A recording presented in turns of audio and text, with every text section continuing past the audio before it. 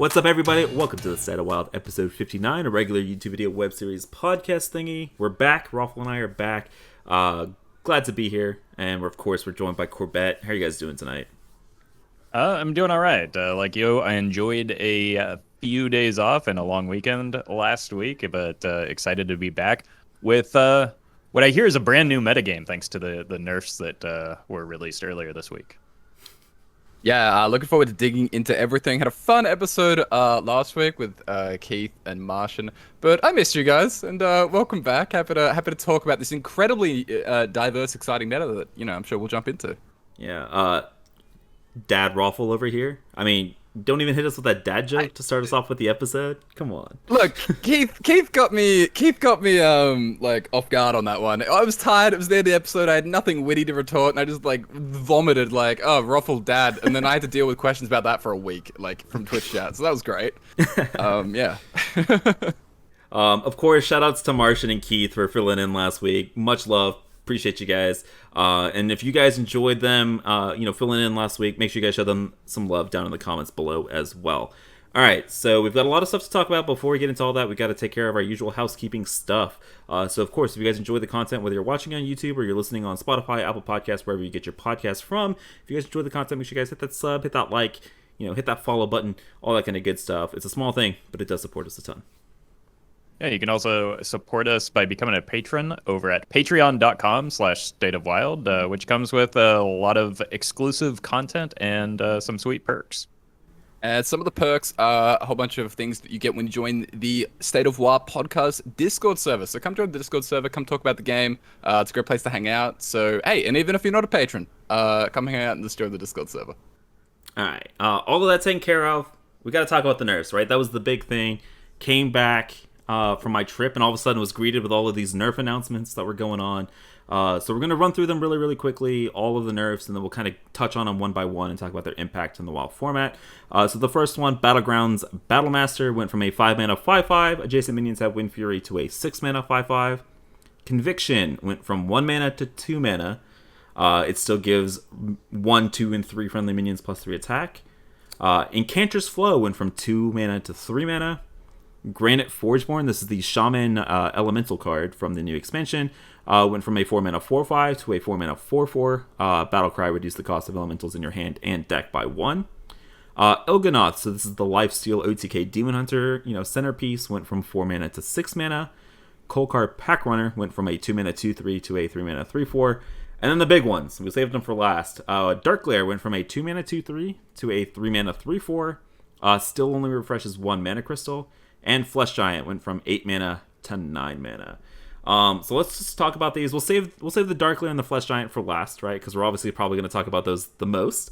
Let's rush through all the rest of them. Battlegrounds Battlemaster, going from 5 mana to 6. How are you guys feeling about this one? I mean, it was run in some of the, predominantly in the Dark Glare hype decks, just as a finisher. There's a meme in Standard about it being the new Lotheb, and it kind of was the new Lotheb, even in Wild, at least for a bit. People were, testing this out. It turns out that smacking your opponent in the head twice with the Giants instead of just once is quite good. I've seen it still see some play in, typical builds of Dark Glare with and without the quest. Still seems pretty good because you're not always just jamming this thing on 5, but like the turn slower does make a difference. I've also been trying it myself in a few even decks. If you like bashing your opponent twice with Giants, like even Warlock is the obvious place for that. But also when paired with the Conviction nerf, it actually fits nicely into an even Paladin now that we have Call to Arms back, as well as that really the same tax package that the deck was already winning or beating Dark Glare with last expansion with Watch Posts and Narrowbar Weblord. So there's some potential for this card to continue seeing play even in Wild. But yeah, definitely it slows down Dark Glare a little bit, but as I'm sure we'll discuss, I don't know how important that is right now. Yeah, super splashable card, like Roffle said. Again, not entirely sure whether it's like still good enough. Like it looks kind of borderline. Another even deck that I think benefits a lot is even Warlock. I kind of like that. The deck's a deck that has lacked a bit of finishing power previously, a lot of burst, and so smacking you know, as we know, smacking people in the head with 8/8 twice is good. So that's pretty good for that deck as well. But I'm sure we'll see it pop up here and there and things like Tax Paladin and a little bit more niche though. You know, like it has to fit the right deck. I was running 2 in both Even Lock and Even Paladin just to consistently get it down. Felt a little bit gratuitous in Even Paladin, but felt very good in Even Lock as just like a consistent turn 6 or 5 finisher if you have the coin. I will say it does hurt hand buff Paladin, right? Like hand buff Paladin was using this card a ton. And like you mentioned, paired with the Conviction nerf, like hand buff Paladin just taking its lumps, man. It's not even a good deck anymore, and it's still taking its lumps. So it was a little sad to see that go from hand buff. I will say I did bring this, like I was still running this as a one-off in hand buff Paladin, and it like I brought it to THL because I got to ban Warlock, and it still like popped off in that deck. Like it was still good at 6 mana. But I'll be honest with you, like a lot of my games are ending before turn 6. Like I don't know if I like really want this in my deck, to be completely honest with you. And we'll get to that. We'll get to that. But yeah, let's talk about Conviction, the next card, going from 1 mana to 2. I mean, the big change here, obviously, is you can't run it in Odd Paladin, which is a huge nerf. Battlegrounds, Battlemaster. I mean, speaking of, we're seeing some play in Odd Paladin too, paired with Conviction. But yeah, Conviction going from 1 mana to 2 is like huge nerf. I would have much rather them have done like 1 mana, give a friendly minion like +2 attack, so that it was like still playable and stuff like Tax Paladin and Hand Buff Paladin and stuff like that. So I think the Conviction going from 1 to 2 is a huge nerf, but I still think you play it in stuff like Hand Buff Paladin and Tax Paladin just because it was like that good. I think it also makes Cariel maybe a more frequent inclusion, just because you know, she can bring it back down to 1, maybe 0 mana at times. So she was kind of a fringe include prior to the nerf, but I think she's maybe just mandatory to make the card a little bit more playable now. And you can still fetch it with Knight of Anointment. The real big bummer is that Odd Paladin loses the capacity to play it at all. But I don't know that this is a tool that Odd Paladin should have ever had to begin with. So I am fine with it moving to 2 mana because it was pretty just flat out outrageous at 1 mana to begin with, and I'm just like, I'm okay with it now. I think it's a more reasonable card. And Odd Paladin probably still, like, it was a good deck before Conviction. It's gonna be a good deck after Conviction. Like I think it'll find a way to survive. Yeah, like who needs cards when you have button? So it'll be fine. But yeah, hefty nerf. Paladin, very sad about this one, and Battlemaster together. Big deal. Combined, just taking away so much lethality. Away from the class. But we'll see. Paladin's still probably fine-ish all around. Speaking of a card that's probably no longer fine, let's talk about Corvette's Baby, Enchantress Flow, going from 2 mana to 3.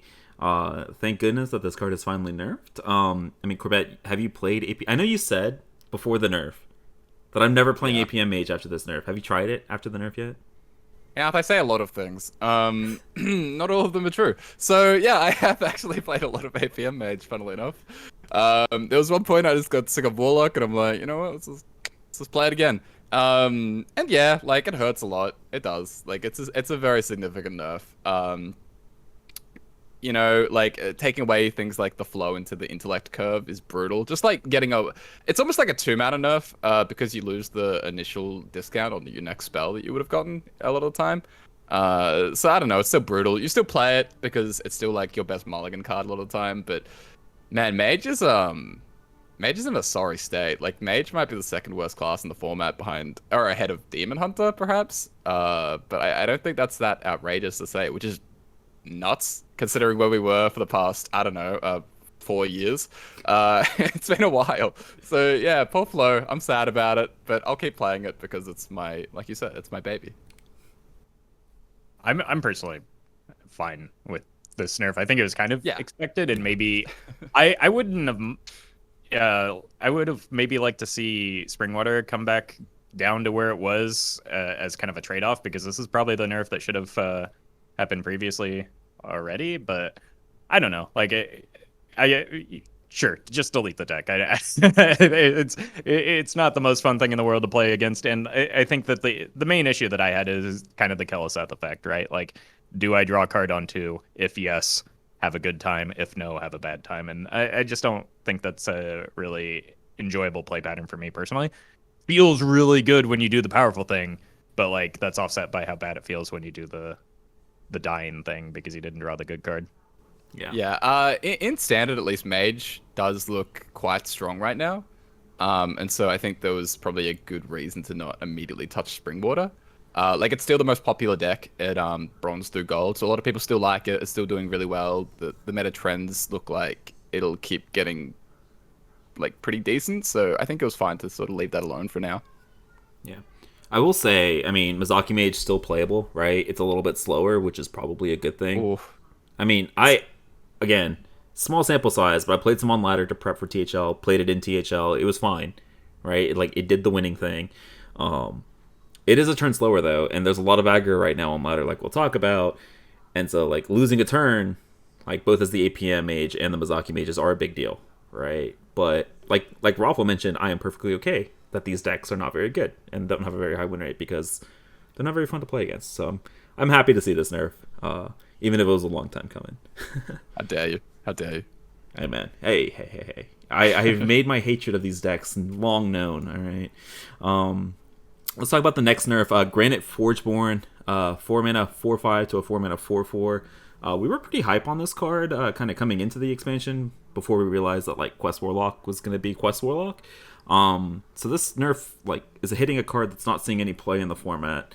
And I don't even know how much of an impact a 4/5 compared to a 4/4 is, in general. So I don't really think that we need to spend too much time on this. Honestly, Agreed. Yeah. I think this is just the way the card was meant to be printed to begin with, because like why is it a Yeti? So yeah.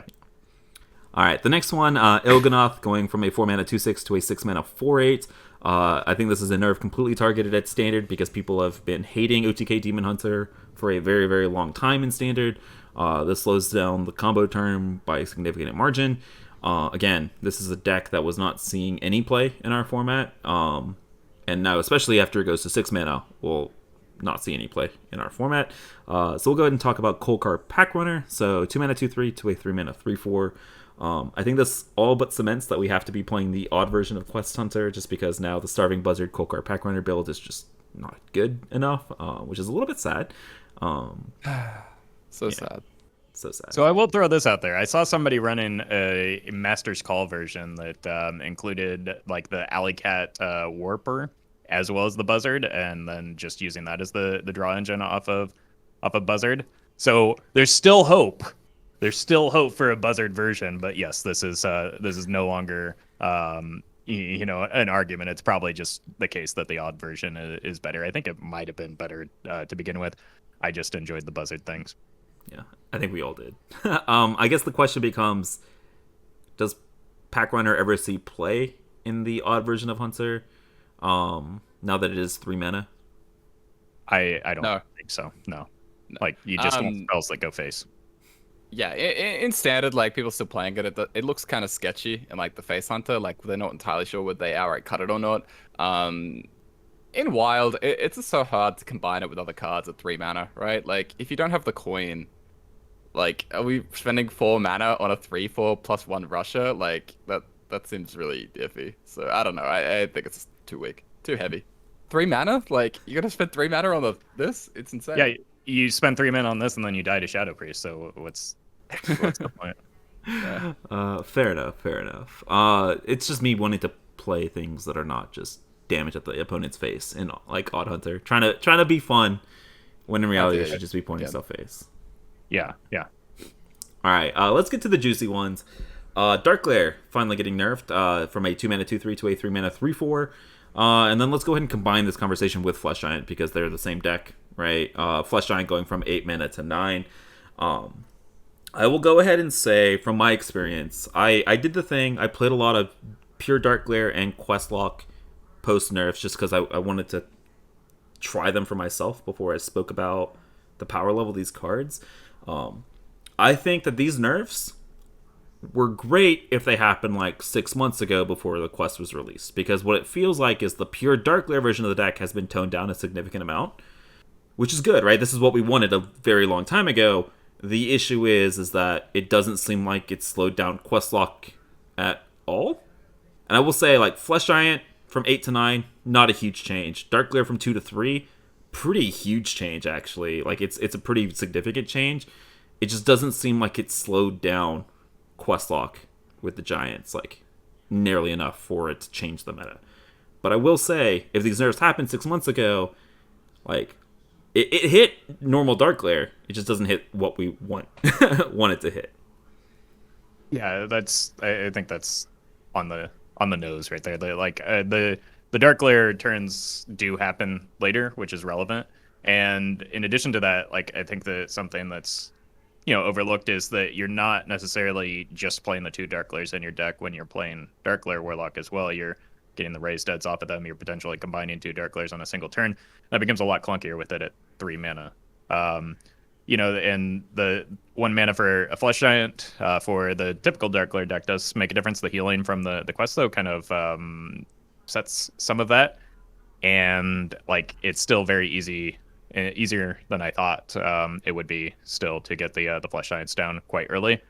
Quest completion turns are, for the Dark Glare builds, I'm sure we'll discuss it, but there are some multiple builds of the Questlock floating around. I've noticed that Dark Glare builds tend to complete the quest a little bit slower, but I don't know how much that matters. If you're completing the quest on turn 5 versus turn 6, in most matchups, that's honestly barely relevant. Like a turn you would expect would be a big deal, but they're running so many board clears, so many healing effects and threats and removal that like it becomes a little bit less important, and the deck is still very good. I think that what these nerfs have made me realize, at least, is that Dark Glare Warlock is kind of in a similar place to where Secret Mage has been for the previous 4 years or whatever, where it's not just about a single card or even like an assortment of cards. It's gotten to the point where it's like hit critical mass of synergistic cards that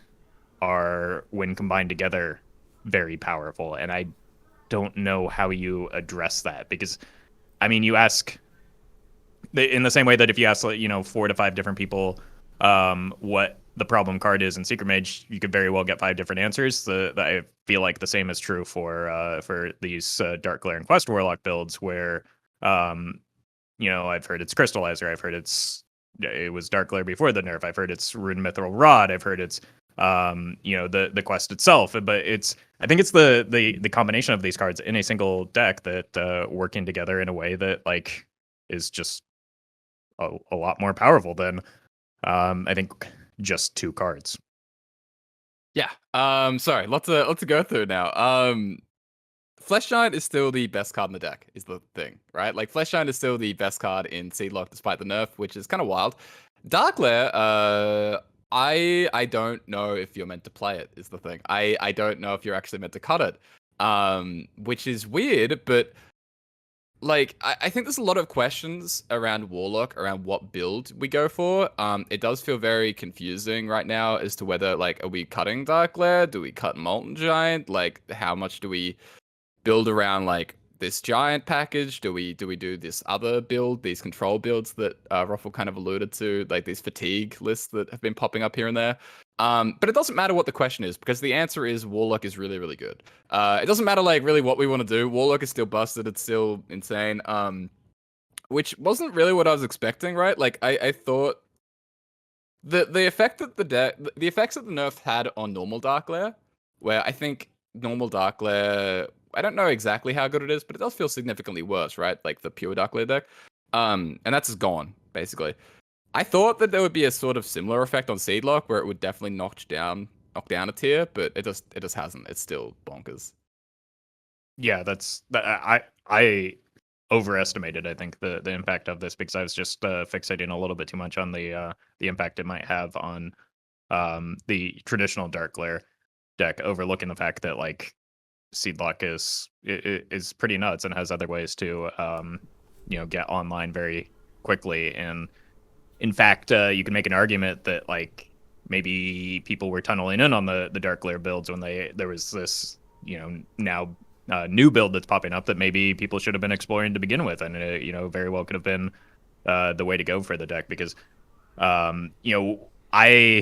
it may be a low sample just from the games that I've been playing, but in my observation is that like I have a much better success rate against seed locks that are running Dark Lair versus seed locks that are running Mithril Rod and a lot of the draw package. And like I don't know, I guess we'll never know if we were meant to be, building the list that way to begin with, because we overlooked it due to the existence of Dark Lair. I will say, like, the new fatigue versions that have popped up were like what I initially imagined the quest lock being, rather than like just Glare and Giants. I mean, we're talking about how much worse Claire is. I still think Claire is like good. Like, I still think it's like the amount of games that I played just today where the opponent was able to do like the Glare pop-off turns with Raised Dead and Cobalt Librarians and Tour Guides and like complete their entire quest on turn 3. Like, that happened multiple times against me. So like, I still think like Glare is good. I will say though that like the experimentation with the fatigue stuff has probably like taught us, hey, we should probably be running like Ruined Mithril Rod anyways, because that card is just Omega busted, right? And it seems like really good in the deck. So for those of you guys that don't know, it's very similar to like the original seed lock that you guys are probably familiar with, but instead of running the Flesh Giants and the Molten Giants and the Lothebs, you're running like Expired Merchants and Head Nickel Dance to kind of just cycle through your entire deck. You're running a little bit more of a defensive package, so instead of like Broomsticks and Cheaty Ankle Biters, you're running stuff like Plague of Flames and Armor Vendors. And essentially what you're doing is you're completing the quest, playing Tamsin, and then you play Cataclysm with all of these Hand Nickel Dans in your hand, so that you take like 12 points of fatigue damage, right, in a single turn. And because you've played Tamsin, your opponent takes like the 80 damage. So this is kind of what we had initially thought, I think personally, what the quest was going to be. Yeah. And so, I mean, I'll tell you my personal experiences, and then we can like dive into, Giants versus Fatigue. But it has felt like the Fatigue version, because it runs Plague of Flames, feels okay into the Giants version of the deck, personally. Again, small sample size, based upon like me playing the deck against probably people that are not the best Giants Dark Glare players. It feels good into that, and then it has a little bit more healing, so you're like have more of a chance against stuff like Odd Hunter and Pirate Priest and Quest Druids. But you're a lot weaker into the board-based aggro decks, right? Because you don't have the Giants and the Lotheb and the Broomsticks. And so that's just been my experience. I probably would favor the Giants version of the deck myself, but I'd be interested to see like what y'all's opinion on the power level of this new Fatigue version of the deck is as well. I know it's pretty popular, just probably because it's the new version of the deck, but I'll be interested in y'all's thoughts. I find it hard to believe that running Giants isn't correct in just either version of the deck. Like something that I was playing early on included Plague of Flames and Flesh Giants, and like an incredibly powerful play is just like, clear the board with idiots thanks to the Plague of Flames, drop a giant behind it, and say go. So I find it hard to believe that you want to be running. I've been seeing Dirty Rat popping up in the list. I find it hard to believe you want to run that over just a Flesh Giant, which effectively is a 0-mana 8/8 rather than a 0-mana or 2-mana 2/6. That like I don't know what you're Dirty Ratting in this metagame. That could be a misread on my part, but like I would want to run the Giants in those. And again, it could just be the low sample of games that I personally run into, but I seem to be getting more consistently burned down by the Fatigue version than I have been with the traditional Dark Glare lists, just as a result of the Dark Glare slowing down their power turns. I haven't had the experience of opponents completing the quest on turn 3 or 4 with the new version of Dark Glare, but it's just possible that I've been fortunate in my opponent's draws or the quality of player that I'm queuing into potentially.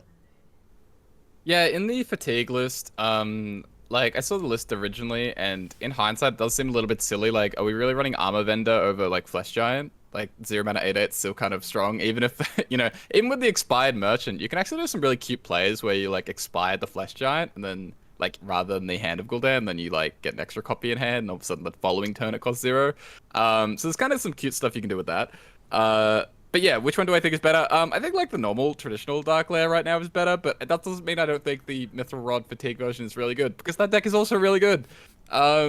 Those are still like nutty builds and nutty archetypes, and like I said, it's still going through a period of refinement. So I don't really know. Like I think the Happy Ghoul, all that kind of stuff is still the best thing you can be doing. But it does like highlight some of the issues, right? Where even in the normal Dark Lair list, even if it is a turn slower, it does really highlight just how much of a sort of safety net the quest is, right? Where you have to deal with these giants out on turn 5 and 6 and try not to die. And then even if you deal with that, there's still the quest line backup plan. And it just makes it so difficult and such a tight window to actually like kill them and things like that. So I don't know. It is interesting though that we've kind of diverged and now these more two distinct builds, and we'll see where it goes. Yeah. There are two distinct builds, but I think the moral of the story and how the nerfs have impacted the metagame is Warlock's still top dog by a mile, right? It just happens that now instead of Seedlock with giants and like Dark Lair without the seed like quest, you have Giant Seedlock and Fatigue Seedlock as like the top dogs, and nothing else has changed, right? All the other meta decks have kind of stayed the same, except for like Tax Paladin and Odd Paladin have gotten worse, so you're probably seeing them a little bit less. And Flow Mage is disappearing because of Flow, but I mean, in general, the meta feels the exact same. I don't know if you guys are feeling something a little bit different, but I don't think I've queued into, like today, I queued into 60% Warlock. So it doesn't feel like the meta has changed at all. I've actually had this unique experience where rather than seeing a lot of Warlocks, I've been seeing a lot of decks that beat Warlocks recently. I've been seeing a lot of Pirate Warrior and Aggro Priest, as well as a boatload of Questline Druid. Like, looking at my stats today, I think I was at like 27% Warlock, which is still outrageously high. Like, I'm still queuing into an obscene amount of Warlocks. It's just not as much as I was at the beginning of the expansion because at least the people that I'm queuing into seem to be intent on just bullying the Giants Lock, which is possible. But the problem is like we talked about week 1 when the Demon Seed was released, it really just pushes in that window of it, like acceptable turns in Hearthstone in Wild. It's doing something similar in Standard where like you don't really have late game as a result of essentially this one deck. It's kind of the problem that the Warlock class in Wild tends to have, right? It's done it with Giant's Lock, it's done it with Darkest Hour, it's done it with Snip Lock, where it just like, it's done for over a year with the traditional Dark Lair, but because it wasn't, necessarily as new and shiny or as more difficult to play, we didn't see nearly the level of popularity that we're seeing with the deck now, even though, it was head and shoulders above the rest of the decks for quite a while. And so the accessibility of and forgivability of the quest builds make it a little bit more appealing down the ladder, so people are starting to realize that, again, there's another broken Warlock deck where that, it really pushes in the length of games to a point where, you can't really plan for turn 7+. Yeah. I mean, I think this transitions really nicely into like, another topic here. Are you happy with the state of Warlock? And if not, I'm going to assume no. Do you think that it needs more nerfs? Or what do you feel like is the next step forward? Because it feels like, even though we got 8 nerfs, and it looks like we finally got nerfs to Glare and Giant, didn't feel like it did anything. So what are you guys thinking of like the next steps? Okay, first of all, Meowth, I want to say missed opportunity there to ask about how do we feel about the state of Wild. Kind of a missed one there. But as for the state of Warlock, yeah, I mean, we probably need changes. We desperately need changes.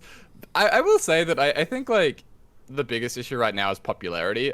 In terms of power level, I'm not really sure just how far in front Warlock is compared to something like Aggro Priest or Pirate Warrior. Like, I think those are actually very, very good decks, right?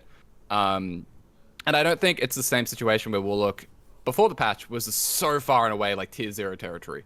But the popularity is a huge concern, and the fact that it is really good, it is being targeted like crazy, it's still really good, and the fact that it is like 30% of the field, and you saw like 60% today, and so on. And Roffle saw nothing but counters, and it's just so warping like that. So in terms of like, what's the long-term issue? Like, we just need changes, probably, and hopefully they're coming. Maybe we got a little bit of information that maybe there's something down the road. We'll see. Yeah, I think I pretty much agree with that. Um, it feels very limiting right now as a result of that. Yes, there are ways to beat it, and that's a good thing. But there's very little limited play patterns that consistently beat it as a result of that narrowing of the window in terms of the acceptable game length as a result of the popularity of Warlock. So I think that I don't know. I think it's fine for a deck to be as polarizing as Seedlock currently is. I do not think that a deck should be as successful or as popular as Seedlock is while being as polarizing. Because we've had polarizing decks. Mizaki Mage is polarizing. Malygos Druid is polarizing. Odd Warrior, to a certain extent, is a very polarizing deck. Like there are matchups where it feels helpless. And I think it's okay for those type of decks to exist, but they've never been like at this level of popularity, and certainly never at this level of power relative to some of the other decks, even if it isn't head and shoulders above the other decks like it was maybe prior to the patch or even prior to the expansion. With the again, we can't say this enough, that Darkglare was already very good, and this was the case beforehand. It's just now people are more aware of it because of the increase in popularity. So I think that something needs to be done to either decrease the amount of polarity associated with the deck, because again, getting past 7+ is just not realistic against the deck, or the power level, so that the popularity drops sort of in step with that, to the point where you can start playing later game decks and just saying 15% of my games, which is still a lot, I'm going to lose to Seedlock, but that's very different than 60% of my games I'm going to lose to Seedlock, which is just hopeless. Yeah, the current situation and the level of oppression actually sort of takes me back to comments that Ixar made when he was talking about his experience playing Wild and what he found when he was in High Legend, where he was talking about the meta and how diverse it was, and how Reno decks kind of help the diversity of the format. And look, I have had my issues with Reno decks and Reno cards and things like that, but I think what's currently going on is definitely making me self-reflect a little bit on the fact that Reno decks by themselves sort of do naturally make the meta a bit more diverse. Like, yeah, they all have these core Highlander cards, but if those strategies are viable, then it means that you see Reno Warlock, you see Reno Mage, you see Reno Priest, you see Reno Shaman, like you see a whole bunch of different decks and different classes. And right now, the fact that that entire subsection of the format is completely useless and just helpless, it does make the meta feel even more samey and the most narrow than it has in a while, I think. Where everything feels like it's trying to do very similar things, and it doesn't feel like we have great diverse options, which is weird because usually Wild does. Like, that's one of the biggest things about Wild, is it feels like you usually list off so many decks that you can play, and it just feels like that isn't really the case right now. Yeah, it's a unique situation, because when you're talking about the metagame, there's typically the level 1 game plan, which is play the best deck, which is Darkglare. Level 2 is play the deck that beats the best deck, which is things like Shadow Priest, Questline Druid, anything that smacks the opponent in the face and kills them quickly. Questline Hunter is another good example, especially the odd version. And then there's the level 3, which is maybe an answer to some of those decks that are popping up in order to beat the best deck, but you cannot do that right now, because if you do that, you just go up to the top and lose to 60% of those Warlocks, and so there's no counterplay to the counterplay. Essentially, is why everything feels samey. It's just Seedlock and the decks that beat it. Yeah, I will say 2 things. First of all, Corbett, how dare you? Personal growth on the podcast? Can't do that, man. Can't do that. And second, like, I also want to say, like, that part of their whole mindset about the Wild format has always been, as much of a meme as this has become, like, being able to play your favorite decks of the past, right? And for a lot of people, myself included, some of those favorite decks are stuff like Reno Lock, Reno Mage, Reno Priest, and you just can't play those decks. Like, you physically cannot even play a whole archetype of decks. Not even like, oh, I can't play my Freeze Mage from 2014. It's like, I literally can't play a Reno because I am dead before turn 6, right? Like, you can't do that. And like you mentioned, it does make everything feel so samey, and it's not even like that. Like, you just, like Roffle mentioned, you just can't play entire archetypes of decks, and that was part of the whole reason I enjoy the WoW format to begin with, is like being able to play my favorite archetype from my favorite class and be able to rotate through and play 27 different viable decks, right? That's like maybe one of the whole appeals that I think of my stream is like the whole 27 deck roulette. And I can't even name like 9 viable decks that I would be able to play, let alone 27. And so, which is scary, right? And so we have had a couple of hints, but hopefully they take further steps to address Quest Warlock. And I'll go one step further. What would you guys like to see them, if they do make another change to Warlock, what would you like to see them do? Whether it's just like an outright ban to the Demon Seed, maybe some specific nerfs to Cobalt Librarian, raise that. I know we've had this conversation a little bit. I know you kind of dove into this last week with Keith and Martian, but I want to have this conversation with the three of us. What do you guys think that they might want to do? I think when we discuss the problem of the deck right now, it is the narrowing of the window, because that's, I think, what's pushing Reno decks really out of the format in the past. You know, there were answers to a board full of giants, as irritating and difficult to remove as they were, but like you had some agency in the matter. I think that realistically, it's maybe not the best card in the deck standalone, but I think the problem is the play patterns that the quest creates, and like the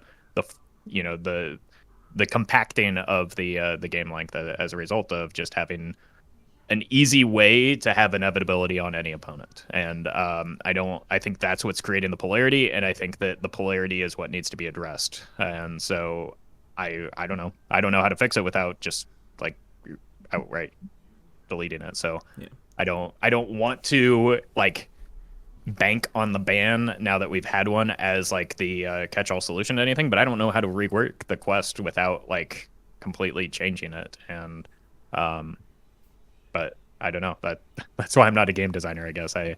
I see the quest reward in particular as the biggest culprit in terms of limiting the viability of certain decks in the format. So that's what I would like to see addressed. I don't know how to address that, though.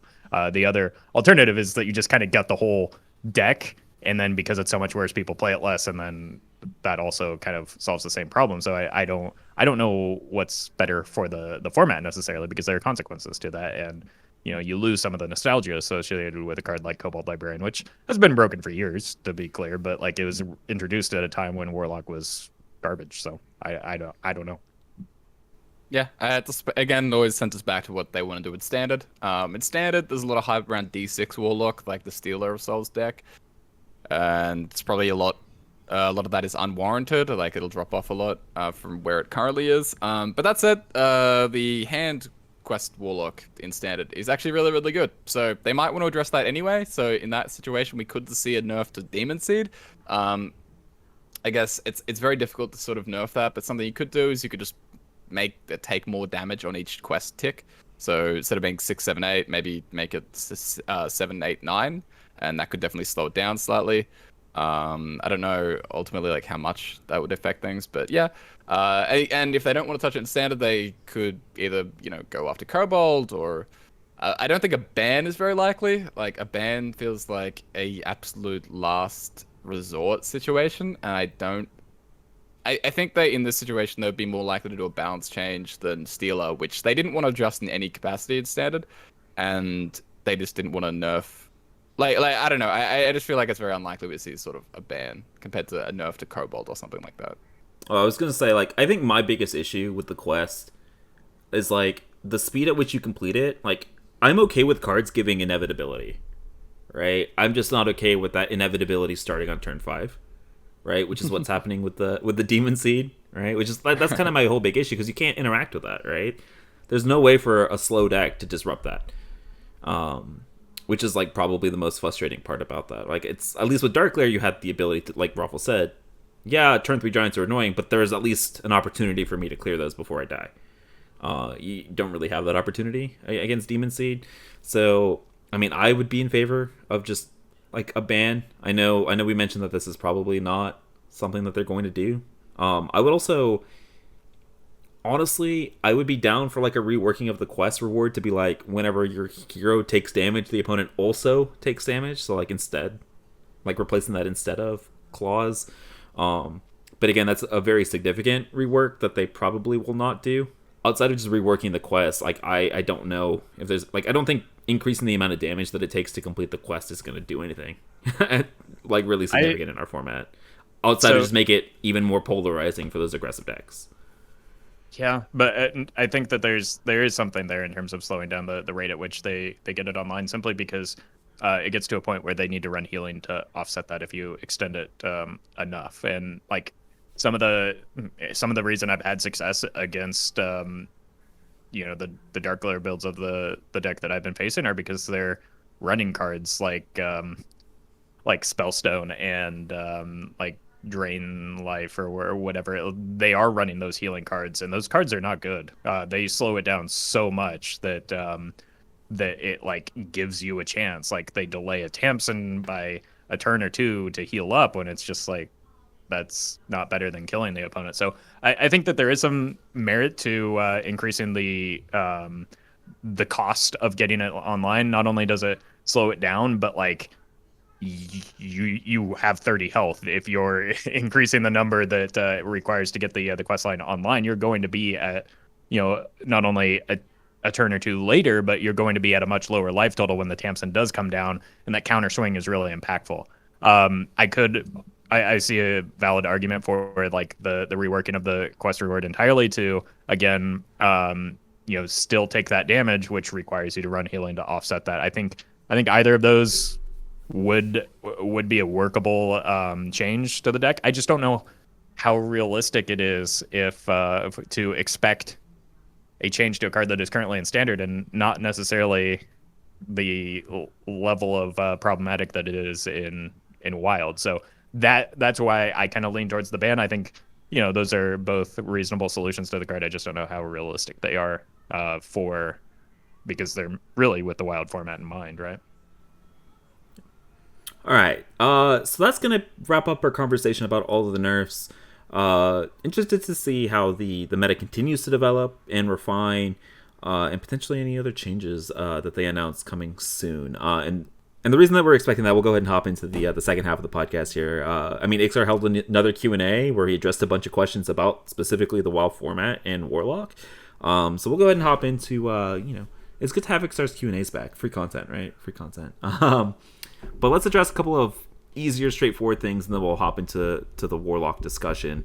So the first question was, although the Wild Pack really helps, do you or the Hearthstone team have any ideas on how to make wild cards more accessible for newer players? To that question, Ixar replies, we intentionally obfuscate Wild from newer players because it's a very complex mode for someone trying to understand the game. In some ways, Wild is a bit more approachable than Standard from a spend perspective. If you craft one powerful deck, you are likely to stay powerful forever and be able to build on that deck without ever having to pivot to something new. That said, we've thought about adding a purchase option for entire non-disenchantable Wild sets for low purchase points. Unsure if we'll ever do it, but there's some motivation there to have a lower barrier to entry without risking players just buying and disenchanting for value. So essentially talking about access to Wild makes a bunch of good points here. Kind of confirming what a lot of people kind of were speculating, that they purposely make it more difficult to get into the WoW format. And floating out a couple of options there in order to make Wild kind of more accessible. So I don't really know if you guys have any conversation points on this. I just wanted to bring this up because it's an important point, right? Getting more players into the format, I think, is a very important thing. Yeah, I think I would love the idea of buying an entire set of cards after they rotate. I think that would set a good precedent. It would make the format more accessible to players that are maybe not brand new, because there is something to the fact that like Wild is a inherently more complicated format, just because you have to understand a variety of different interactions that you're not exposed to in Standard. So I would personally just love the concept of the Wild sets at a low cost. So yes, please do that. That's much better than Wild packs. I would be very happy about that, and I think it would make the format much more popular as a result, because I think that there's a large portion of players that just want to be able to have the cards and know what cards they're getting rather than the loot box mechanic of packs. So I would personally love this. Yeah, I was one of the suckers that when the Wild format came out, I disenchanted everything. I maybe not everything, but I disenchanted a lot. It took like a year of me hard playing Wild to kind of claw my way back. Damn, we've come so far. But no, I would love this. Obviously, it'd be great. I hope they do it. It doesn't sound like it's something that they're definitely gonna do, but I hope if it ever comes up again, that it gets met with a lot of support and enthusiasm, because I think this is an awesome idea. Yeah, 100% agree. Go spam this particular tweet with likes and comments about how great of an idea it is, so that you can let Ixar know personally that like this is something that the community wants. How else is he gonna know that if you don't tell him? So be nice, but let him know you think this is a good idea. How do you guys like the tradable mechanic? It honestly feels like an evergreen mechanic rather than a one-time thing. It's, at least in my opinion, one of the best mechanics ever introduced in a set since Discover. I think this is an opinion that we've all shared publicly on this podcast. All three of us love tradable. So Ixar replies, I love it. Admittedly, I was a bit skeptical at first and wanted to do something closer to how cycling works in Magic. I was afraid of the UX, the user interface, I guess. I don't know my tech lingo. I apologize in advance. Of dragging to deck wasn't communicated well enough, and always one mana draw didn't give us enough design flexibility. Turns out that we were able to make plenty of designs that felt great to play or trade at 1 mana, and dragging to deck was adopted right away. Still unlikely to make it a forever keyword. We have too many of those already, but maybe we'll get rid of a keyword and replace it. A little bit sad to hear that it's not something they were initially planning for it to be a forever keyword, because it just seems like it's a pretty straightforward thing that's really applicable, and I love it. I guess their big mindset is they have too many of these permanent keywords, but I mean, I don't think this keyword is super complicated and adds too much complexity to the game. But a little bit sad that they don't currently have plans on reprinting this in future sets. Yeah, no, I'm gonna part ways with Ixar on this one. First of all, before we get comments, UX is user experience, so that would be the act of dragging the card over your deck in order to trade it. As somebody that botched that multiple times just today, when I was trying to play the card and played it a little bit too far to the right, I think tradable is a fantastic mechanic, even though my brain is much too small in order to do it properly. I think it's a great mechanic. Is there really like a top end for the number of keywords that you can have in a card game when they're hoverable and they tell you what they are? Maybe it's just, my wild brain and the fact that I've been playing the format for so long and I have so many keywords. Like, I don't know.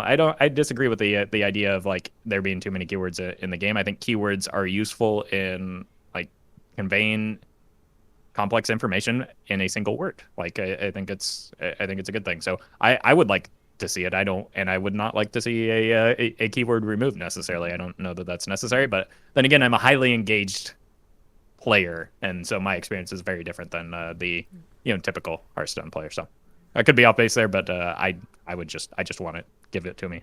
All right. For any of you guys listening, make sure you guys clip that out of content, just because Roffle asked us not to. All right. Let's hop into the. Let's talk about Wild. Right. This is the whole reason that we brought up the Q&A. So Ridiculous Hat, shoutouts to Hat, asked the question, historically Wild has been left to more organic balancing. In Standard you curate based on ladder performance, and in Wild you haven't. Current Wild kind of feels beyond the tipping point of this approach. Do you agree? And do you anticipate a change in how the format is approached? So again, stop me if you've heard this before, but Ixar replies, we don't intend for Wild to be Standard 2.0. I don't expect the philosophy around Wild balance to change in any drastic way going forward. We'll make light changes to major power outliers. We'll make major changes to extreme negative feeling gameplay archetypes. I feel like he has this copy-pasted at this point. He's got a doc ready to go whenever somebody asks him about the Wild format. But then he goes on to reply and further explain, both of these things are very subjective. To us, Warlock is currently on the edge power outlier, and we'll probably see some further minor adjustment. Alarm bells are ringing. Woo! And I kind of want to just go ahead and just read off another couple series of tweets because they all kind of go in line with this one, and then we'll kind of just come back and talk about these tweets as a whole. So Memnarch, another member of the community, asked a follow-up question. So what are these negative feeling gameplay archetypes? So far, Darkest Hour is one of those, but wouldn't the Sork Apprentice OTK, Combo Druid, and the Rogue OTK decks that all kill on turn 5, turn 6 with no board interaction fit under that umbrella as well?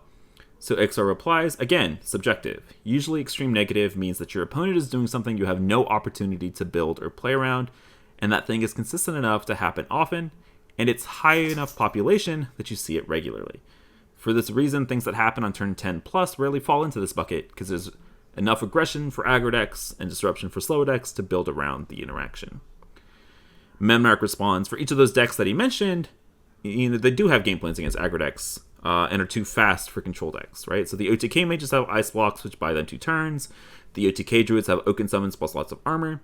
And the OTK rogues now have evasion and Cloak of Shadows. So Ixar replies, if the OTK mage was 40% of the population, I think we'd be having a conversation about that deck instead of Warlock. But simply because a combo exists doesn't mean it warrants changing.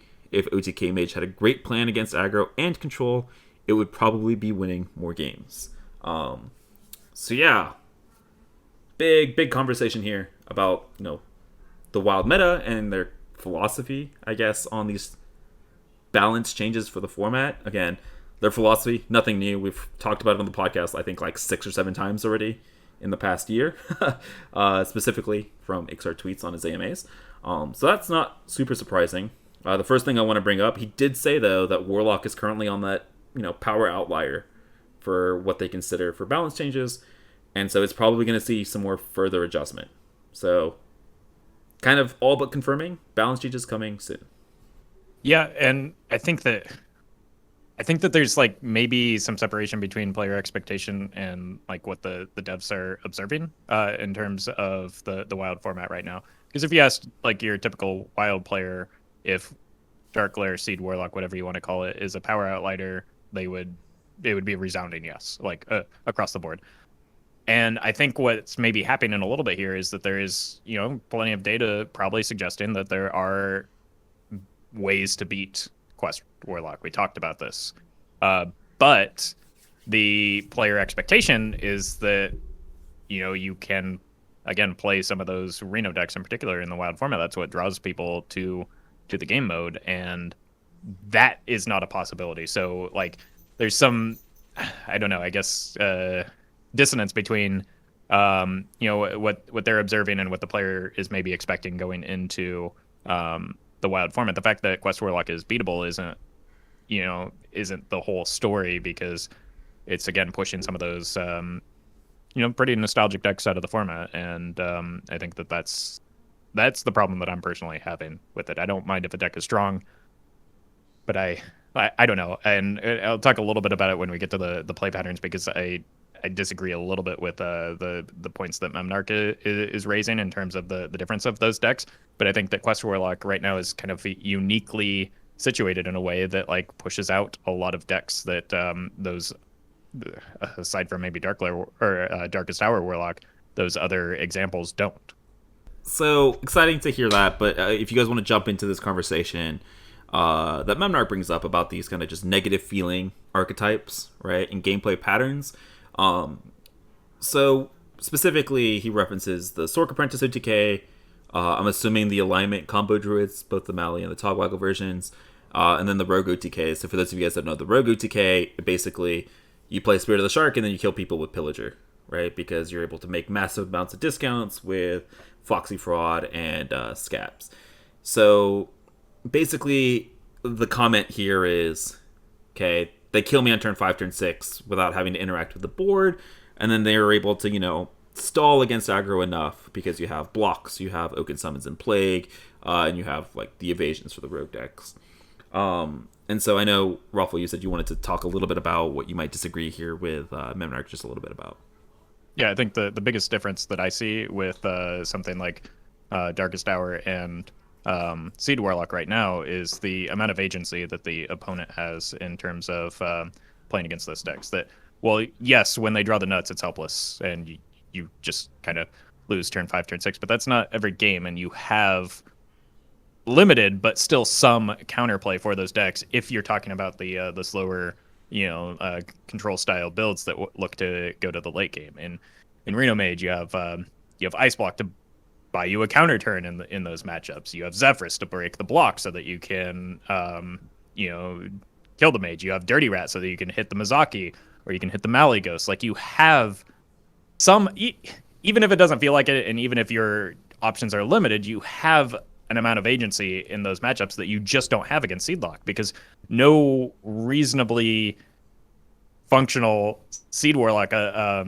opponent is going to leave a Tamsin in hand to allow you to disrupt that, and as soon as that Tamsin comes down, you lose that game. Like, so it's I think it's very different in the same way that, like, what was the counterplay to Darkest Hour Warlock? If they had the combo, they won. Like, you didn't get to play that game of Hearthstone, and to a certain extent, neither did the opponent, because it was just Memnarch brought this up later, but it was literally a flat matchup spread with 50% win rates against everything, because you drew the combo, you won, you didn't, you lose. That's like I don't know. I feel like the difference between the decks that he brings up and the decks that have been touched and, you know, hopefully will be touched in the form of Seedlock is the amount of agency that the opponent has against that, or in ending the game, you know, in a way other than just like smacking them in the face.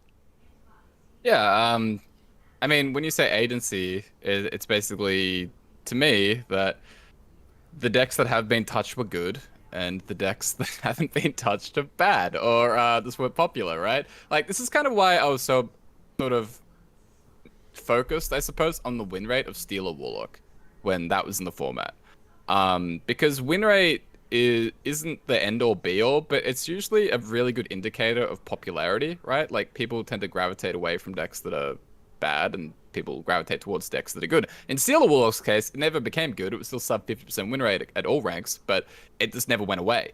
And the thing is, like, you can create the most what is the wording again? The most like unfun, like the extreme negative play pattern like deck possible, but it doesn't matter if it's like 40% win rate.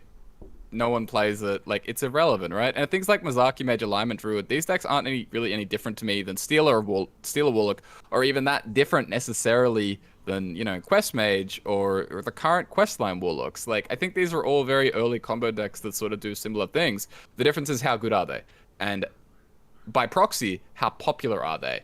And I think that's always the biggest issue when it comes to this kind of stuff. And that's why win rate does matter, even though I understand sometimes people say it's not about the win rate, it's about how it feels. It's like, well, it's both, right? Like, it's how it feels, and the win rate is an indicator of how popular it is, and how often you see it is the big issue.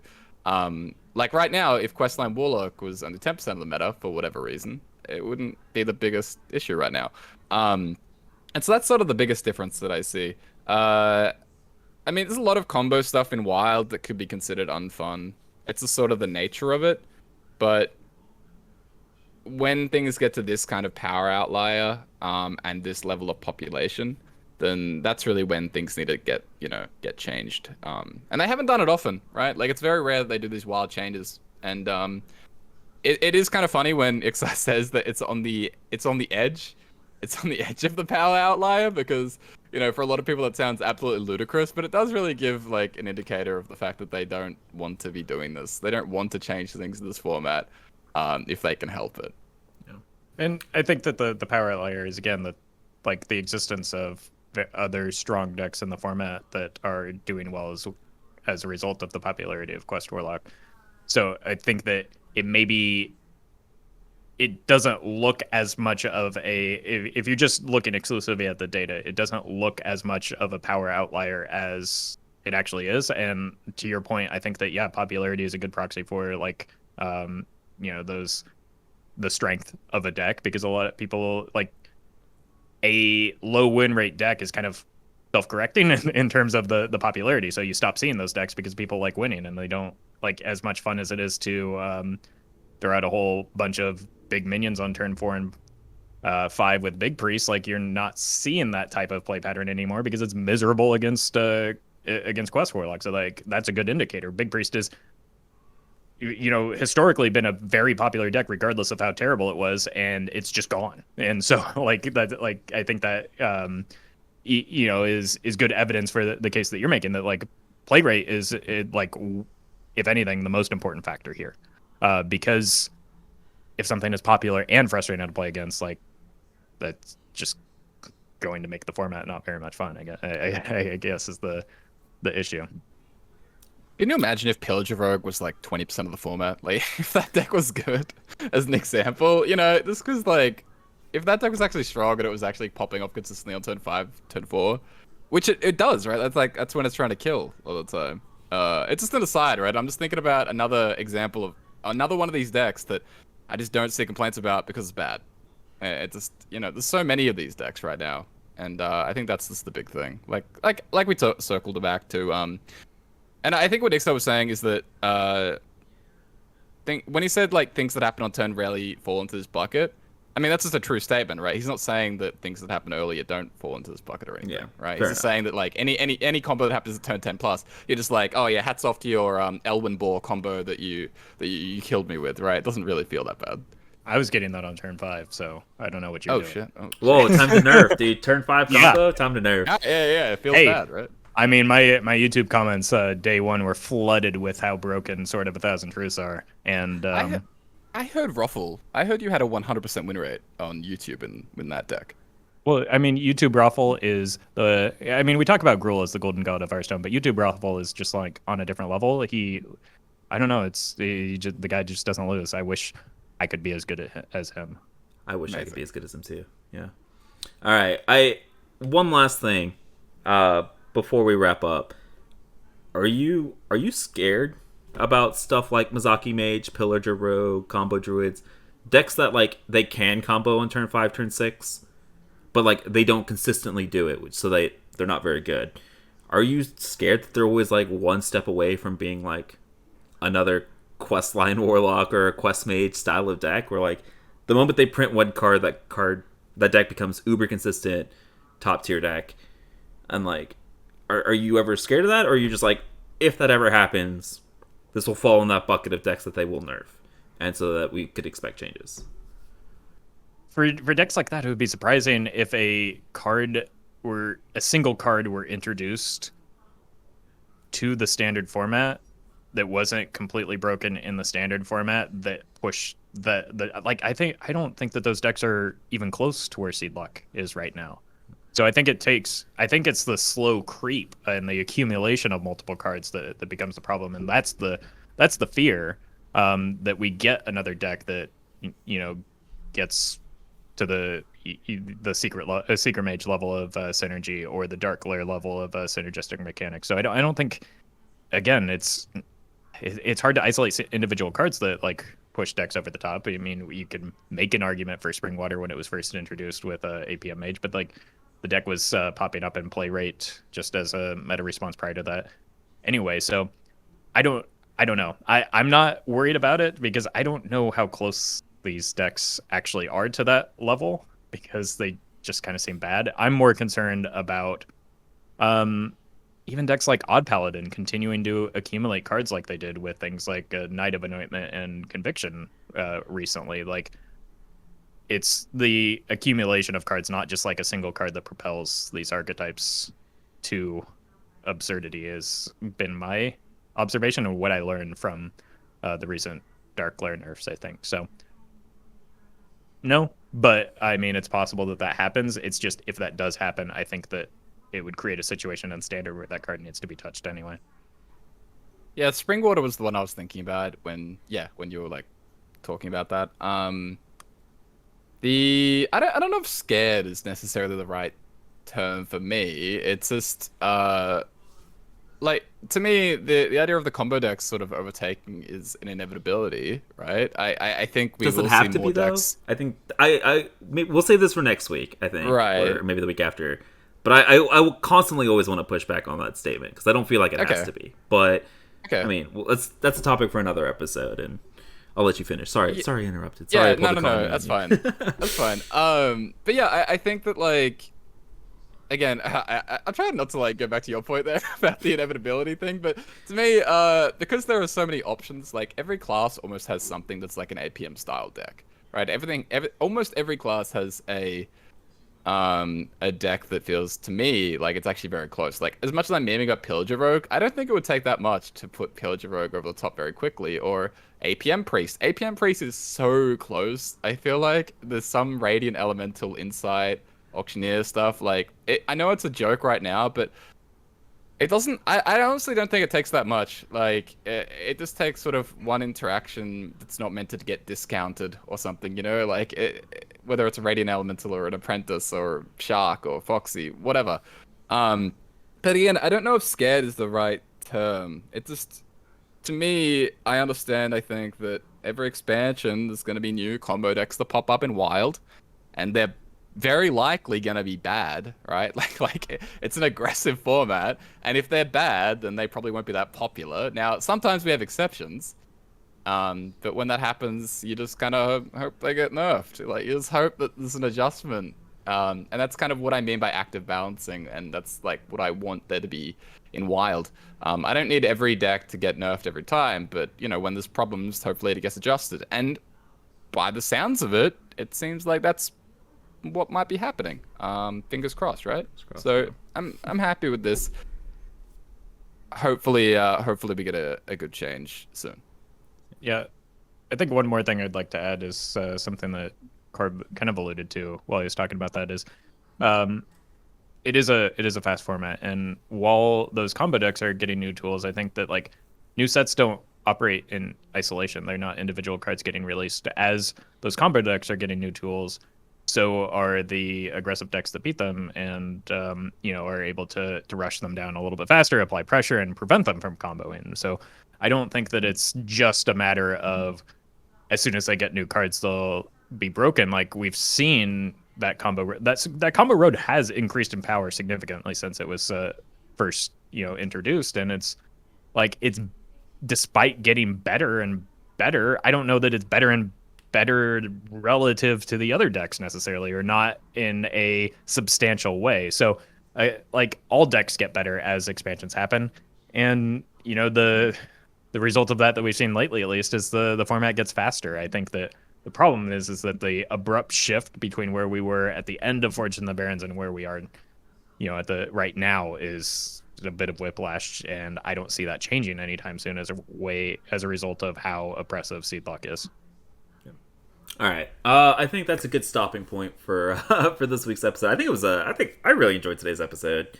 A lot of the topics that we covered today. Hopefully, all of you guys that are listening did too. It was nice being back, and Roffle and Corvette, thanks for hanging out with me again this week. Let the people know where they can find you. You can find me on Twitter and Instagram at RoffleHS, and at YouTube and Twitch at Roffle. And you can find me on those platforms at Corbettgames. So it's Corbettgames on Twitch, Twitter, and YouTube. Yep. And you guys can find me over on Twitch, Twitter, YouTube as well at Get Me Out. And of course, you guys can check out the podcast on the go. Just a reminder, Spotify, Apple Podcasts, all your podcast distributors. You should be able to find us if you just search State of the Wild. We appreciate all of you guys for listening. Thank you so much for hanging out with us this week, and hopefully you guys enjoyed the discussion. And hopefully you guys can hang in there until we get these new promised Warlock changes. And we'll see you guys again next week. Have a good one, guys.